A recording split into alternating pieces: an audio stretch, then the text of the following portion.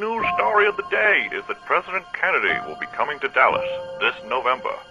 We'll have more on this later tonight.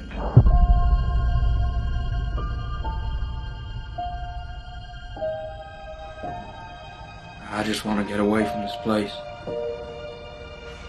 I've never felt like I truly belonged here. There must be more to life than this. This just in, the reports a satellite has crashed in the Dallas area. It can't be. Authorities would like to reassure all locals that there's absolutely nothing to be concerned about. I just feel like something bad's coming.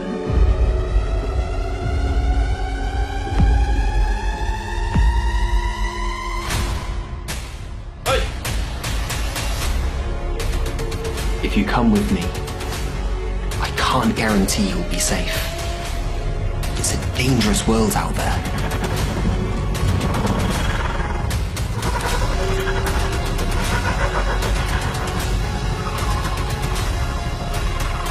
Who even is this guy? He's a complete stranger.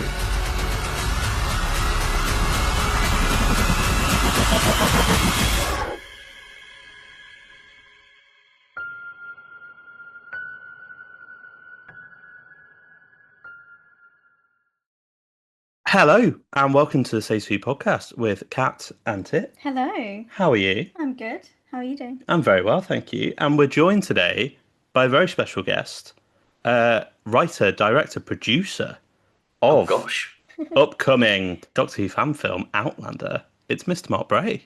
Thank you. Thank you for having me on. I really appreciate it. It's good to be here. No, thank you. Thank you for coming on. Yeah, I mean, do you want to introduce yourself for anyone that may not know you? Yeah, absolutely. Yeah, sure. Yeah, so I've been making Doctor Who content since I was about 8 years old. I think we probably all were in some shape or form. And on and off every year, just sort of making small little like fan adventures, fan films, like you said. And I'm a little older than 8 now, but as the years have gone by, I've slowly gathered friends and college friends and uni friends, and we've sort of started to build this thing that's become larger than life in some cases. And I went off to uni, studied film and TV, and got to work with some wonderful people. And I'm about to release a project called Doctor Who Outlander, which is why I'm here, which is very exciting. Amazing. I mean, to start off, I mean, to throw back to the 8-year-old you. Oh dear. What's your introduction to Doctor Who? How did you become a fan? I grew up with my grandparents used to live right next door to my house. I don't know how common that is for a lot of families. So the street was pretty much made up of the whole family. And he had this in his living room. He had this glass display of classic Doctor Who VHSs with all the funky artworks that I'm sure you guys are so familiar with. And yeah, I have no memory of not knowing Doctor Who, for better or for worse. It's just, it was drilled in my brain at a very young age. I have memories of Paradise Towers and John Pertwee episodes and Sarah Jane rolling down a hill and her face falling off and all these horrible nightmares. So I was very familiar with the classic run, despite not being alive for any of it, you know. But when Doctor Who came back, I was already aware of it and very nervous, but very excited going in as, how old would I have been? 7 years old. Yeah. And yeah, that excitement of sitting down and watching Christopher Eccleston for the first time. And then when he left, being like, who's this guy? Oh, screw this guy. I don't want David Tennant. And then years went by and it was like, this guy's bloody brilliant, isn't he? You know, and rinse and repeat every other time an actor changed. It was always boo. And then it was, they were all right. So yeah, I can't really escape Doctor Who wherever I go. And that's sort of, it does make me wonder, had my grandparents loved Star Trek or Star Wars or James or something, and they had a VHS display instead, where my life would be. But that's the whole point of time being in flux and everything. Yeah. So, you know, such small things have such pivotal moments that can send you in a projection for the rest of your life. So yeah. 100%. Spooky. I mean, I think you're the first person that's like my age that I've spoken to who started off with the classic era, and like you, but before 7 years old, and then when I know. it came onto the TV, you're like, oh, I can't wait to watch Doctor Who. This is going to be an exciting era. It's kind of like when like the FBI would train or like the KGB would train children from a young age to be like sleeper agents. It's like I was trained to love Doctor Who no matter what. I didn't have a choice in the matter. Yeah. But no, yeah, and I think I'm very fortunate because I know so much of the classic run. You know, a lot of older people who look at me and probably think, oh, you only know Rose Tyler and Yeah. David Tennant running around. I can actually talk to them and resonate with them and talk about a lot of nostalgia. So Yeah. So what would you say your favorite Doctor Who episode oh gosh. is?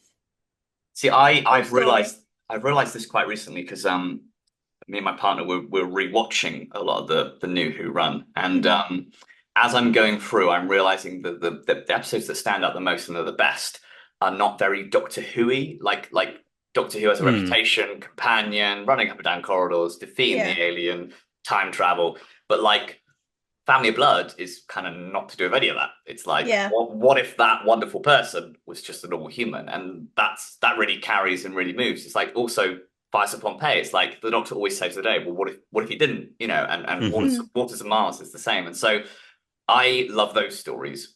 However, I've realized you can't have a series that's just those stories. Otherwise, it's a massive headache. It's just a roller coaster of the Doctor saves no one.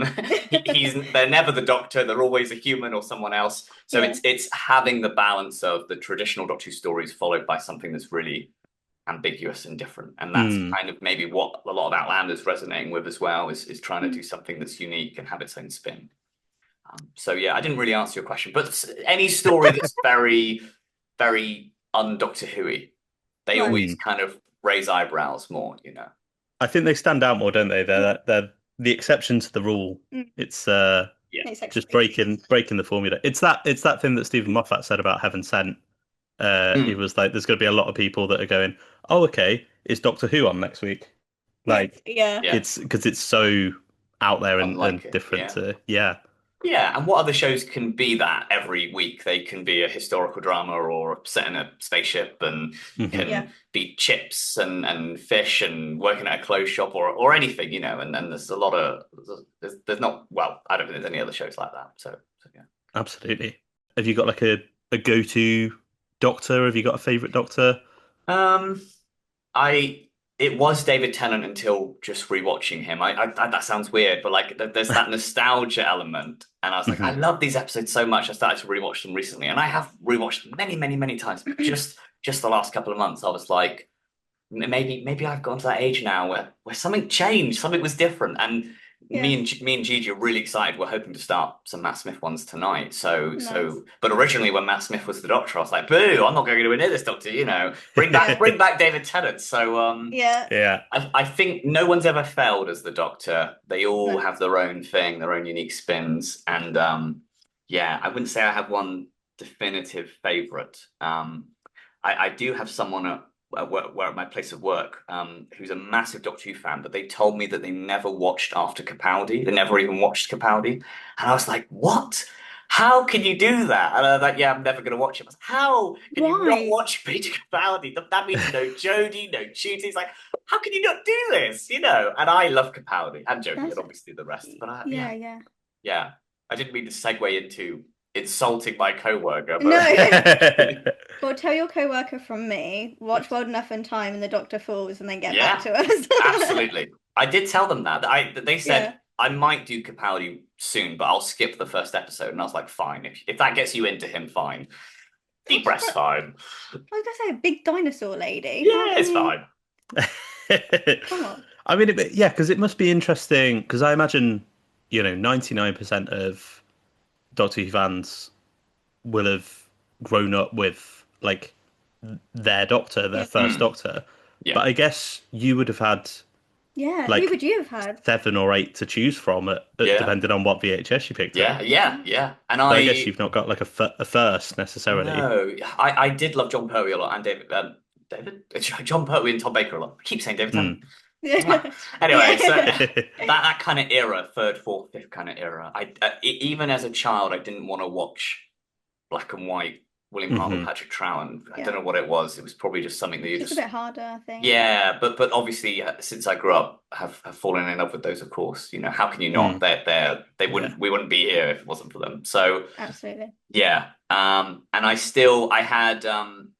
didn't have any judgment for the fifth, sixth, or seventh, or eighth Doctor until maybe I got older and learned more about the technical of how the film aspect was going on behind the scenes. I still love them, of course, but I can kind of see the cracks in some of them. But also the love for them. So where your creativity sits, did that form as a child watching Doctor Who, or did that come later on? So. Yeah, definitely. I think so because I remember that the original reason I started making Doctor Who content was I really just wanted to make my own Doctor Who adventures, you know, with a camera and just sort of run around my parents' garden and fight siblings in tinfoil or in a cardboard box, you know, and I remember my dad used to show old projector films he'd made when he was a kid. And that must have inspired me to a certain degree. And when I was 8 years old, I didn't realize, because I really wanted to use that camera. I was like, can I use your camera so I can make my own stuff? And it's like that camera would have been like 40 years old by the time I was 8 years old and probably didn't work anymore. Would have been lovely nowadays, you know, there's a big kind of resurgence with kind of on film stuff. But I knew I wanted to act. And so when I started making adventures with my siblings and my next door neighbor, Tom, it was to act, to be the Doctor, or to be a character. And then as the years went by, I sort of fell in love with the making of, with Doctor Who Confidential. Even some of the Star Wars making of, but behind the scenes videos were very inspirational, especially like the prequel era. So I think I fell in love with that sort of side of things and then went more down a kind of film and TV route. And as things have gone on, I want to be more behind the camera. And if I'm ever on the camera, it's because someone's dropped out last minute or something like that. It's like, God, play it extra quickly, you know? Put a hat on, put some glasses on. Deliver this letter and off you go. Yeah, exactly. So I think, my childhood has very much had a big influence in who I've become. But I think a lot of people in the sort of creative industry, writers, actors, comedians, have all kind of originated from something similar. So, yeah. Mm. So you've been doing this since you were 8. So like you've got, and I'm going grey. You've got like a fair bit of experience. You think? How does what's the sort of like the history of those films, and how did they develop from running around your garden to this?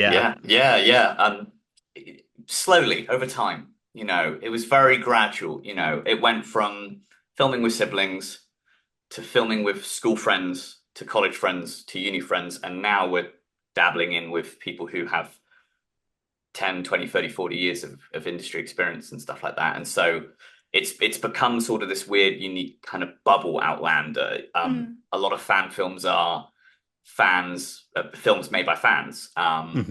But they don't necessarily know much about the filmmaking. They might not know about aperture or how to line up a shot or have any respect for sound or lighting. And so there's a lot of fan films out there that maybe don't kind of meet that criteria of film and TV. And I'm not going to say Outlander's marvelous. I've had a lot of praise for it, and it's definitely catching some people's eyes. You know, a lot of people. Looks incredible. Oh, thank you. Yes, a lot of people who have watched the trailer have gone in it with very low expectations, maybe because they're expecting it to be not have the best sound, not have the best acting. You know, and obviously there's a charm to fan films, and I wouldn't be here if it wasn't for making those smaller fan films to get to where we are. And so, we're turning quite a few heads and getting a lot of people excited. And so, we will see what happens. It's just sometimes there's probably a demographic out there who, because we've been sending this everywhere, you know, to people who've worked on Doctor Who, to people who work at the BBC, and there are probably a handful of them who have seen the title and just immediately not even clicked it, you know, because there might be a predetermined stigma that they think fan film equals bad, you know. Ben Arakovich, who wrote Remembrance of the Daleks, you know, in the classic run. I can't remember when he did this interview, but he talked fondly about how after Classic Who ended and he was being interviewed for the stuff he'd done, he used to say, I used to work for Doctor Who, I used to write for Doctor Who. And he'd always talk about how it was almost like there was some sort of smell in the room. Like suddenly people would step back and be like, because it had a bad stigma by that point in time. I don't think it does now. I think if you talk about Doctor Who now, people are very excited to hear if you've worked on Doctor Who. And I can kind of resonate with that maybe fan films, some people do have a bad stigma towards. They shouldn't. You should watch it and then judge it. If you watch the trailer and you think it sucks, great. Great. If you don't watch the trailer and you think it sucks, well, watch the trailer. Tell me what I did wrong and I'll work on it. But don't not watch it because you assume it's going to be bad. And so far, everyone that has watched it has like you said, been pretty impressed. Yeah, like Kat said, like the production value that you've got, I can't think of any like fan projects that I've seen that are sort of just look and sound and feel as well. There's a real sort of professional feel to it from that trailer and the stills that I've seen. Let's go straight into Outlander stuff. Could you tell us what is Doctor Who Outlander about? What's the pitch? Don't know. So it's despite having made a lot of Doctor Who in the past, it's sort of a fresh jumping on point. You don't need to know all this lore prior. I think sometimes what might put a lot of people off Doctor Who is I've got to watch how many episodes? 800 episodes, 900 episodes. So Outlander's sort of a fresh jumping on point. We have 3 characters who are living their day-to-day lives in 1960s America, right around the time of the Kennedy assassination, set in Dallas, Texas. One of them has a dead-end job, dreams of escapism. You can very much say he is the audience's interpretation of the series, like Rose was for us, or Martha, or whoever, and he's got a very overbearing father. He wants to get away. He's got a dead-end job. He just wants to have the good life, He has a brother who's kind of the polar opposite of him. He's living the American dream. If you think of Grease or any sort of 1960s American show or film, he's the leather jacket, smooth hair, white t-shirt kind of guy with sunglasses clipped to his shirt. He's got a lovely life, wonderful wife, good job, and hopes and dreams. But maybe things are going to change when he meets a certain someone.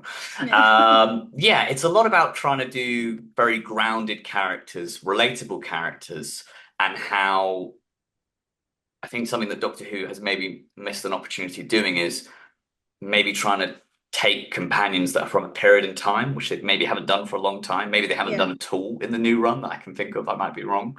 And sort of having the opportunity to take these characters and see how they would actually react to present day Earth, We're very fortunate with the internet or our phones or certain elements of AI, not all of AI, but some of AI.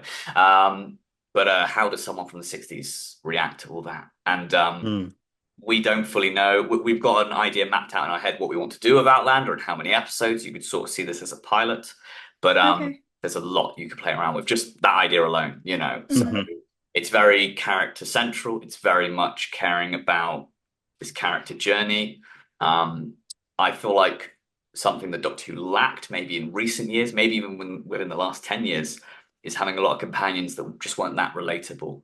I feel like I know Rose's family really well. I know Martha's dysfunctional mum and dad or her job. I know Donna is a temp, I feel like I knew those characters. But when it gets to Clara or maybe Ruby or even Belinda, I feel like I don't actually know them that well. I've always felt Ruby's life was too good. She had a lovely family. They loved her to bits, and it's like that's wrong. Why have a character that is so loved and so cared about? Why would you want to travel the universe with the Doctor? It's that escapism of maybe I'm trapped, or my mum's overbearing, or my boyfriend, or this and that, and with Rose, she has an absent father. She doesn't have a father figure, and then the Doctor comes along, and she wants and things like that happen. So that's where we're trying to aim for. 1960s Dallas, Texas, Kennedy assassination with a sci-fi twist, which we all love. What was your inspiration for that? Because when I first watched the trailer, I got I got definitely some certain vibes. So where did this kind of start from? What was the initial idea that then grew into this? Well, I've been fond of the Kennedys most of my life. I remember writing about them in English, God knows how many years, like 2010, 2011 sort of time.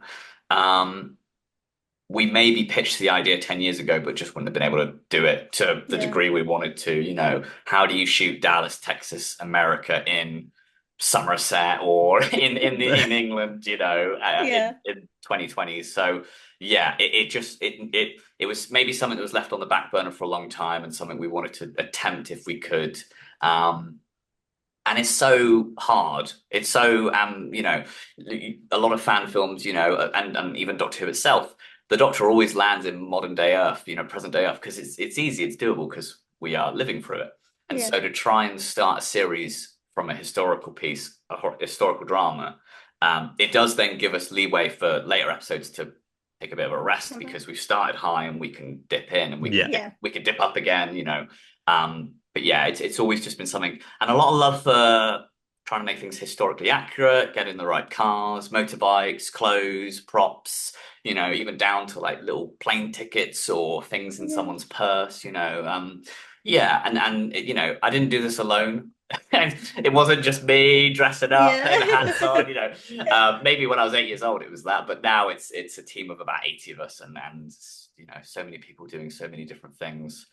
Even just right now, I handed over a hard drive filled with sound stuff to someone who's going to be mixing all the music and the ambience and the sci-fi bits in. And now I just sort of sit here and just be like, I hope it's going okay, you know.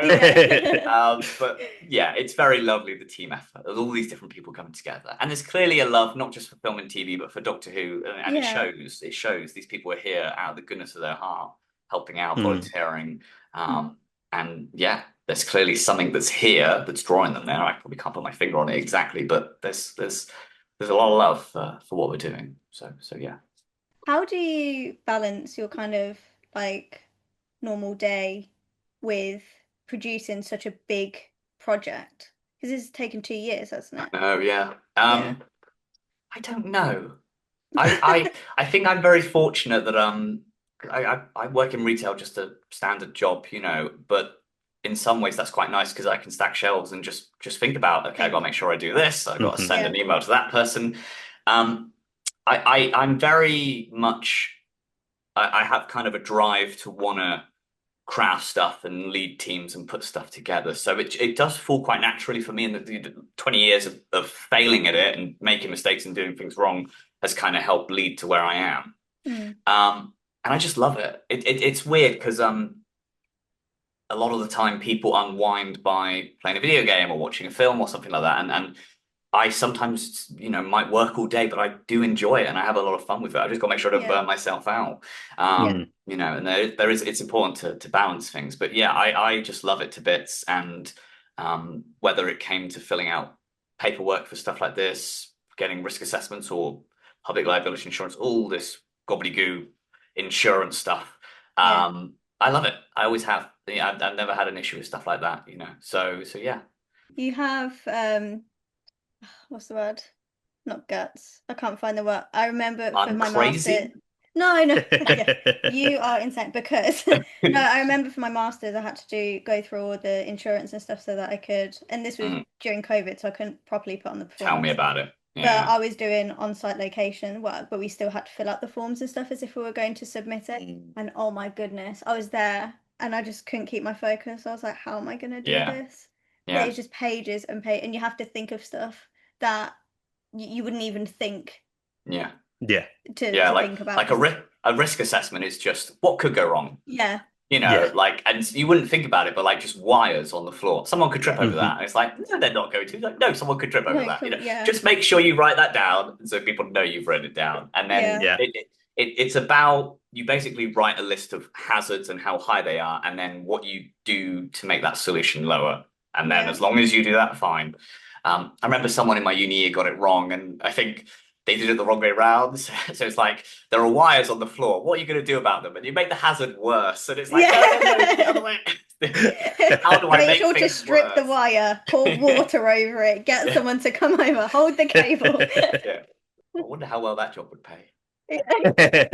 As you were saying, the choice to set it, both in the 60s and like across the pond, there's like real ambition in that and real like but I remember when I first watched the trailer, it was firstly, wow, this looks great, like the production values, and then secondly was like, how have they done this? Yeah. Like how so what were the logistical sort of challenges with that? How like where did you film, like I was gonna say, I'm interested location wise and yeah.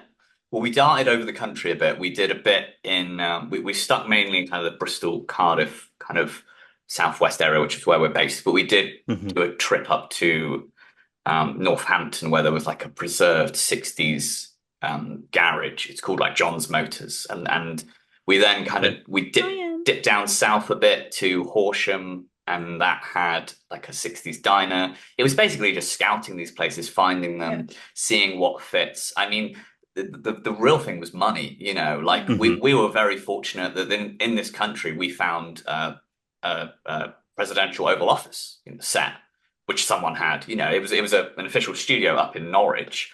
But they had it, and we were like, "Cool, can we film here?" And they're like, "Yeah, it'll be £14,000." Like, okay, we won't film it. Like, maybe not. We'll be outside. And there was like a Californian 50s house, which again, obviously, is not the same state we were in or the same year, but could still have passed. It's better to be from the 50s than to be from the 70s, and so this would have fit fine. And again, it was like £3,000 plus £500 on top to safety deposit, stuff like that. And we barely have any scenes inside, so it's like so. It was doable to find these locations if you look hard enough and the right websites and stuff. It just came down to money, and then it became, how do we dress a living room to look 60s, or how do we make an alleyway look American? Like, what do we hide? What do we film around? And so it just became observing a lot of stuff.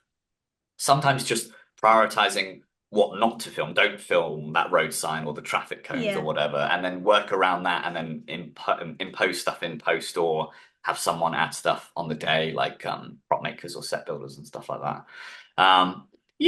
I feel like, because I see it every day, editing it and mixing it and so on, I'm just done with it. I'm just like, please. So I think I need a year or two away to come back and watch it. And I think the stuff that you guys have said, I think I'll see with fresher eyes. So yeah. It's not that it's bad. It's just, I've seen it enough. Yeah. Absolutely. It's old news.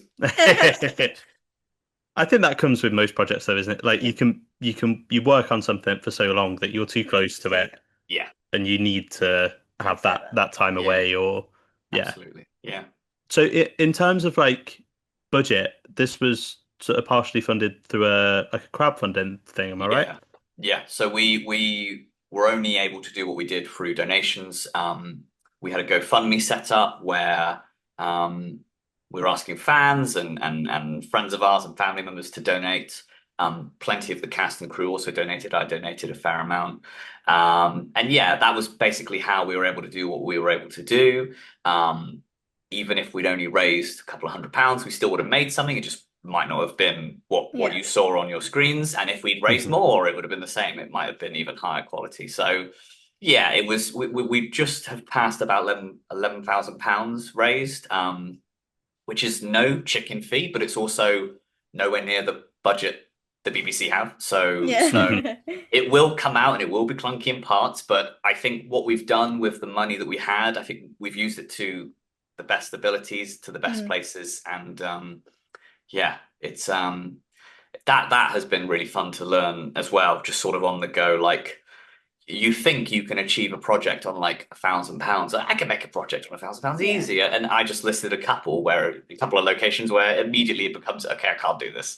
But petrol and buses and Ubers, and you'd be very surprised how quickly things stack up. And people have helped out, but we've always offered to cover their transport, their food, and where necessary, their accommodation. So no one is losing out. If anything, someone's coming along, They get to be a part of this. They get to network and meet people and act and work with wonderful kit and equipment and stuff like that. And it hasn't cost them anything to be there. So, you know, they've not been paid, but they've not lost anything. They've gained experience, but they've not had to pay for a bus or anything like that. And some people would say, "Don't worry about paying me back," and that helped us out a lot. If money was tight in the budget and we needed to get this covered, someone would be like, "Don't worry about paying my bus back." So yeah, it feels like a nice community. Fan work, you know, when things like that happen. Yeah. Well, don't interview them though. Oh, you don't want to hear what they have to say. Oh, that's next week. Yeah. The whole 80 volunteers. Screw Mark. He never paid for my bus. This will be what's really happening. This is the opening of scene of a Netflix documentary, and then I have to come in and sit down. Yeah. And then someone else behind the screen will be here like, and this is my story. I freeze frame. Yeah. The most unflattering freeze frame ever, as always. What were the other than like the budgetary and like logistical constraints, what were the highs and lows of the production for you? I think I never enjoyed filming days. They're just stressful and they're tight and it's like you've got this venue, you've got it for 8 hours, you've got so many pages to film, and it can be quite fast paced. You'll get some people who are very well experienced in the industry and they know just to crack on, and then you'll get some people who are kind of chatting and mingling, and that's not necessarily a bad thing, but sometimes someone who's working really hard and being really tunnel vision might be frustrated by people who are standing around, maybe not doing much. And so it's a balancing act of giving people jobs to do and making sure, but also making sure the people over there who are really grumpy are also having a chat and having a mingle, because you don't want it to become too industry. And sometimes, you know, there are areas of the industry that are tough sets to be on, and we don't want to emulate that. So yeah, filming days were always just quite a lot. They were always quite overwhelming. We had this wonderful night shoot we did, which you might have seen in the trailer, where there's the wonderful haze and there's torches and they're walking through the woods and stuff like that. Yeah. But it was meant to be 2 nights, and we were reined in on the first night, so it became 1. And so you can imagine what logistically that does. It's like, okay, now it's going to be 1 night. Okay, go. And it's like it becomes kind of just like, can this be over and done with? But then you go home and you watch the footage and you go, we did all right, you know, and we should be proud. So I think I'm best suited in an office filling out paperwork or doing something in the post-production department, like editing wise. Filming days are just like intense, you know. But I was very grateful to have a lot of runners and assistant directors who were able to just help kind of alleviate that kind of weight. Also, one thing I ran into a lot is we never had, like, we had 80 people a part of this, but we never maybe had more than 20 on set at any given time, because some of them, their job wasn't to do with anything on set. Some of them were just purely post. And having 20, 25 people all want to talk to you at once. It's a lot to manage, isn't it? It might sound flattering, but it's like, no, please. I'm not that. And so that was hard. And sometimes people would maybe get upset if they didn't feel heard, but they also need to understand that 20 people talking to me at once, and you hear 19 of them and you forget to hear that one over there. You're like, you know, and so it was trying to manage that. And sometimes we'd always prep in advance. So we'd make sure that we knew what we were filming. We knew the dialogue. We knew how this was going to be done. And sometimes people would have ideas on the day. How about we do it this way? Let's do it that way. And sometimes we do it, but very rarely, because we stick to a schedule. We don't want to have continuity issues. But sometimes people don't take it well when they have an idea and you go, no, you know, I'm sorry, but no. And so, you know, every member of the cast was like, I think my character should do this. I think my character should do that. And it's like 9 times out of 10, sure. But every now and again, we'd be like, nah, we got to keep. We don't have time for that. Yeah. And then egos get involved, and people, he's not listening to me, blah blah blah. So yeah, the managing the people was tough, but rewarding. You know, 80 people is a lot, and you'll find a lot of personalities. And I love them all, and I care about all of them so much. It's maybe not reciprocated by some. Yeah. That happens. All you can do is you can do your best. Yeah. So, Absolutely. What was the casting process like, and hiring all of your team, I guess? Was it a case of just like community outreach, or did you go on like Spotlight and all of that? So we reached out kind of through Spotlight and other websites, Facebook acting groups, Star Now, stuff like that. Yeah. And we advertised it not as Doctor Who. We quite disagreed about it. Two things can happen when you advertise it as Doctor Who. People can think it's legit, and that's not good, and you don't want to mislead people. People again might think this is a fan project. Oh, that's not going to be any good. So people then might not apply at all. So about 110 people applied for a 1960s sci-fi thing. 4 main characters. So, I'm not even going to try and do the maths, but whatever 110 is, actually, let's quickly just do it now. 110 divided by 4. So roughly about 27.5. Yeah. So we had half people applying as well. 27 and a half people applied for each category. We narrowed it down, I think, to about 25 people across all 4 characters, and did like a interview and a chemistry read. And then when we found our 4 favorite, I did a slideshow and I revealed to them, and they said yes. It was very kind of proposal sort of thing. It was like, look, this is what this is actually about. It's a Doctor Who thing. This is our cinematographer. Here are some of our shots. This is our idea.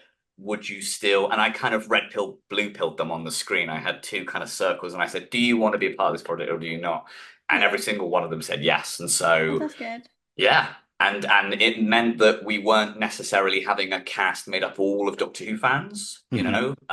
It's good to have your a variety, Powdies or your David Tennants who have grown up and love the show, but also getting that mixture of actors who don't know it that well and don't pander too much to fan service or in-universe stuff, which we love, obviously. But, when you're trying to appeal to a much wider audience, it's sometimes better to leave that stuff for later. When you were writing the script, how hard was it for you to kind of put your fan brain away and not like sprinkle too many like Doctor Who references in there? Like, finding a balance between this is a Doctor Who fan film and this is, like you said, is a Doctor Who fan film, but it's more like sci-fi base. It's not, your typical run-of-the-mill Doctor Who story. I don't think it was difficult. I think it was because I'd done it so many times, because you do so many Doctor Who projects, and we'd done the Daleks and the Cybermen, whether we did them justice or not, I don't know. But, we'd done them over so many years that it got to a point where it was like, let's try and do something that's different. And maybe every single character that enters the TARDIS doesn't need to say it's bigger on the inside, If I actually entered a box that was bigger on the inside, what would I actually say? Trying to get into the mind of realism and how a character would actually act in that kind of scenario. Maybe I might have done it too much. Maybe you might watch this and go, this didn't feel Doctor Who-y, and that might be a flaw that we have to look at and go, we need to dial that back and add more stuff that the fans are going to love. But so it wasn't hard to do. For better or for worse, we'll find out. So are you treating this, like you said earlier, like a pilot? So every kind of response and your feedback and stuff will just feed into the next chapter. Yeah, absolutely. Yeah. So we've filmed 2 episodes at the moment. They're sort of the same story. So it's one big kind of 50-minute adventure, kind of split in the middle, about 25 minutes. And depending on how well they're received will determine what we do next. And depending what funding we receive, because that's really what it comes down to. We're very fortunate that we're getting very excited at the moment for a premiere that we're doing in Cardiff at the end of the month. I know, I can't wait. Very scary. But that's already attracted a fair amount of people who are from the community or who are press or news outlets, but it's also attracted some people who've worked on the show. So we'll be inviting along former producers and assistant directors and actors. And so that's when it gets kind of scary. Because I'm going to be on stage and I'm going to be like, there are people in this audience who may know people who could very much make this more than just what it is. It could be stone. So, or nothing might happen, which is fine. That's life. So, so yeah. I don't know what the right words would be. Make it or break it kind of scenario at the moment. Yeah, we'll see. Touch wood.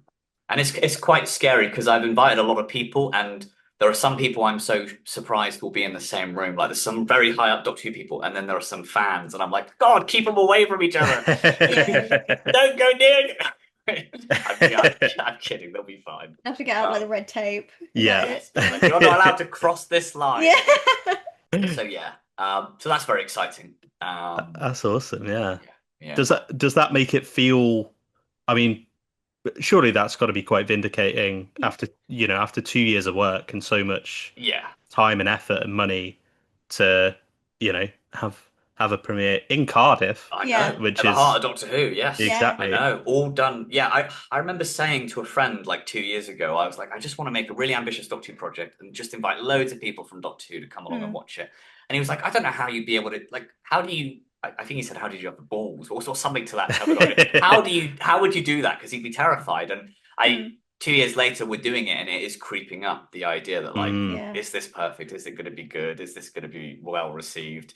I'm kind of worried the premiere will end, and I'll go the same way Caesar went, and there's a stage will be swarmed by people, and there'll be knives in every orifice of my body. I'm sure that won't be the case. I think security team, like that might be newsworthy if that happened. That's true. Good publicity. Yeah. Whoever succeeds me. When's the premiere? And then 22nd, isn't it? The premiere's the 22nd, and then a week later, it comes out. Is the release online? Yeah. We've got to submit the film by the 12th. So I think that's a week today. Yeah, week today. Yeah. So that the venue can process it and make sure that it's ready. And so we're very quickly tying up loose ends. And then it does then mean once we have it submitted by the 12th, we've still got 17 days to refine it. It does mean the premiere becomes a wonderful opportunity for people to go, that didn't make sense, this didn't work. If someone says none of it made sense, well, I'm sorry, I can't do much in a week, but I'll do what I can, but if there's sound issues or that person's voice was too quiet or whatever, that gives us a week to refine stuff and make it ready for the YouTube audience. So very exciting. Amazing.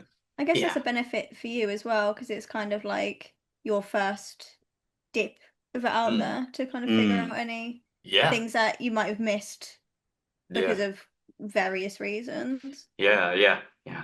And I promise I overthink everything. It's the producer brain in my head. Like, what could go wrong? And I keep worrying that the projector will fall apart or something will happen, or what if I'm sat behind someone who's really tall or something, No, you just push them down. Don't you know who I am? I made this. Surely you should be front row. I might actually just stand right next to the screen and go, this isn't. Or be like, pay attention. See this bit. See, it's funny you say that, because when I was 8, I remember bringing in like little Doctor Who videos I'd made to my school and showing them on the big screen. And I another kid actually called me out because they did talk through all of it. I was like, this is what's happening in this scene, and then this is what's... And so it would be funny 20 years later if I was at this scene. Like, everyone, shut up, Mum, sit down. To be fair, would you consider, or have you considered doing like a Doctor Who Confidential situation, or is that too much? I would love that. It's just whether because we're now at a closing point, have we got the behind the scenes footage to make it? We obviously could do interviews with people right now, obviously, but having enough BTS to overlap. And we do put on social media, like we've done like little kind of shoot days where someone will film. We're about to upload one, I think tomorrow, which kind of celebrates when we recorded a lot of like Foley and sound effects. So that'll be really nice. Awesome. I think with social media being so short form content, it's we would love confidential, but maybe to get a lot of people's attention, we're relying a lot on these kind of eye catchy things to make sure. So it's a balancing act, but yeah. Absolutely. It's a good idea though. And I mean, presumably there's like with the crowdfunder and obviously your previous body of work. There's a pre-established fan base for your stuff. And then, as you say, this has got quite a few new pairs of eyes on it. Scary eyes. So hopefully this is, it'll be a big launch. I hope so. Yeah. As long as people don't want a refund. I want my money back. I don't know. You got it. That's where your money went. And it's on a big screen. It was spent on this hat. Yeah. Yes, I've got a brand new watch. No. Yeah. And that's something we are going to do, because obviously people are donating money and they want to know it goes to good use. So there is a document we'll share which will be transparent of every piece of money, where it went and what it was spent on. Which 9 out of 10 people are not going to care about, but the odd person is going to, where did my money go? It's like, it went towards this prop sonic screwdriver or whatever, so, I think that's really interesting though, because I think out there a lot of Doctor Who fan filmmakers or people who are interested in it but don't really know how to do it, or people that have grown up making smaller projects and now they kind of want to dip their toe into something like what you're doing. That could be a very helpful sheet and information for, well, we had £11,000. Here is how we divvied up the money. This is like the process. So whatever kind of money you end up getting or whatever, you can see how you might be able to spend that. So I think it would be helpful, not just for the people who did donate money and think, oh, I wonder where my pounds went, but for people who are like, oh wow, I want to do that. I'm interested in how absolutely the scenes stuff. Yeah, and if we can inspire people to go out and make stuff, then we've done our job. I was gonna say, don't you?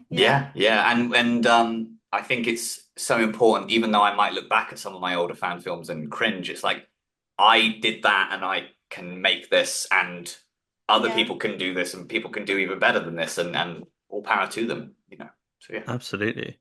Yeah, that's a nice way of looking at it as well. Yeah, I mean, as a final question, from your years of expertise in the fan film and fan creative circuit, what advice would you give to? Don't do it. Avoid it. Get a different hobby. Please save yourself. Take up stamp collecting or do stamps. Yes. What advice would you give to someone that's like, I want to make something, not even necessarily to who Doctor Who related, or even like films necessarily, just I want to make something. Just do what you love. As long as you love it, keep doing it. And if you start something and realize you don't love it, then there's something else out there for you. I think for me, one thing that's been very challenging, and I kind of alluded to it earlier, is because people might look down their nose at fan films, it's very hard to try and impress some big industry people or film companies with what I've made. And I'm trying, and I encourage other people to try and prove them wrong. Go out there and make something that's brilliant. Get rid of this kind of stigma that might be towards judging smaller creators or indie creators or something like that. I mean, at the moment, indie films are dominating the box office with The Back Rooms and Session. So keep doing what you love, keep making what you love. Prove them wrong. Yeah, exactly. Prove the cat wrong. And that's all the motivation that you need. Absolutely. Yes. Well, I know you said that was the final question, but I have a final question. Okay, that was my final question. Your final question, but I have a final question too. I'm going to be demanding. Oh. I want a cameo. Yeah. Starring role. Do you my show reel? I'm going to demand. Can we get a teaser / inside scoop for what viewers might see? Oh. What, in the first episode or the second? Or one of each. One of each. Okay. Wow, that is demanding. Wow. There you go. I'm gonna say that's not spoilerific. That isn't gonna spoil. And you also can tell me to go away and shut up if it's too much. I vote for that one. Yeah. I don't know about that. I'm trying to think. Not everything is as it seems. But that's part one. Okay. What was it Russell did? He just made up stuff about the Christmas special. He just said words in the Doctor Who magazine. Give random me words. words. They don't have to make sense. The Slitheen, Yeah. Episode 2. So first one, everything's not what it seems. Episode 2, everything is what it seems. I'm just kidding. That's so stupid. There's a resolution. Yeah. Episode 2, probably a lot to do with fixed points in time. I'll leave it at that. Ooh, timey-wimey. Yeah. Interesting. Great stuff. Gosh. And have you got a release date in mind for the second episode? Is that? I'm hoping November. I think. Oh, amazing. Probably Doctor Who Day, 23rd of November. Not only does it tie into the fans, but it's the same period that Kennedy got shot. So it all connects. So, Oh, amazing. There we go. I can't wait to see it. Yeah. I'm going to make sure in the premiere I got my blindfold on. Put my noise cancelling headphones and I'm done. I've seen this. No, I mean... No, thank you, guys. No, thank you so much. It's been... Thank you. Yeah, really, really interesting. Looking forward to seeing it. Yeah. You'll have to let us know how your premiere goes. I was going to say, yeah. Thank you. Yes, yeah. As I say, thank you so much for coming on and talking us through it. A fun chat. Yeah. Yeah, Lovely absolutely. stuff. And I'm watching you guys posting on social media and seeing the other guests you guys have had, and yeah, it's been a real honor to come on. So yeah, I appreciate it. Oh, thank you, mate. Yeah, keep doing what you're doing. Beautiful stuff. Well, thank you very much, and hopefully see you soon. Yeah. Thank you. Best of luck with everything. Good luck in the premiere. Thank you, guys. Cheers. Thank you, dude. See you soon. Bye. That was lovely, wasn't it? That was a really interesting chat. Do you know what I did realise? I asked him a question, said that it inspired, it made me think of something, and then I never actually told him what I thought when I watched the trailer. Oh, yes. So I'm going to say it now. Yeah, Mark, if you're listening to this back. Yeah. I thought it was giving Impostable. Impostable. Give him Impostable. It was giving Impossible Astronaut, Moffat, America vibes. Yeah. I think it's very much. It's got that conspiracy. Obviously, the 60s American setting helps a lot. I was expecting the silence to come out of the forest. You know that shot of them running through the forest. Yeah, I mean, yeah. If you've not seen the trailer, definitely check it out below. We'll post it in the description. Go and check it out. I mean, it looks brilliant. Like we were saying, it's the production values. I've not seen anything that's of that kind of quality for a fan film. Thing. Yeah. It is more like it's an indie film. Yeah.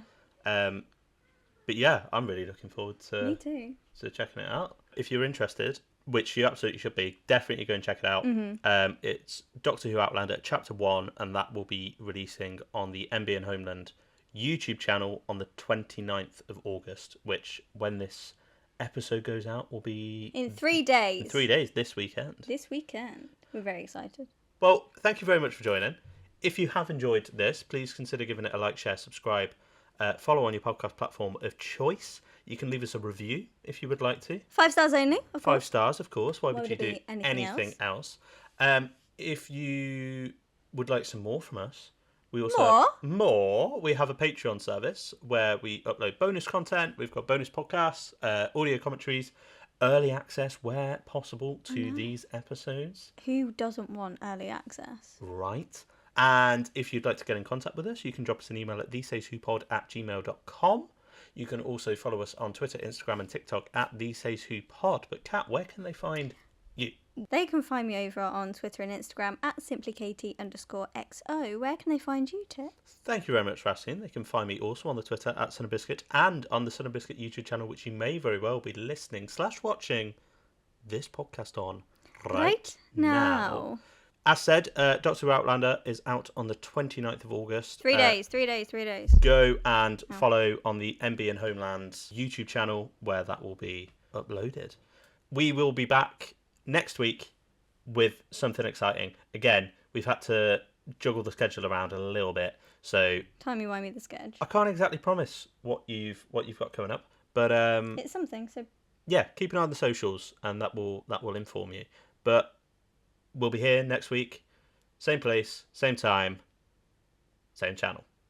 Bye. See you later.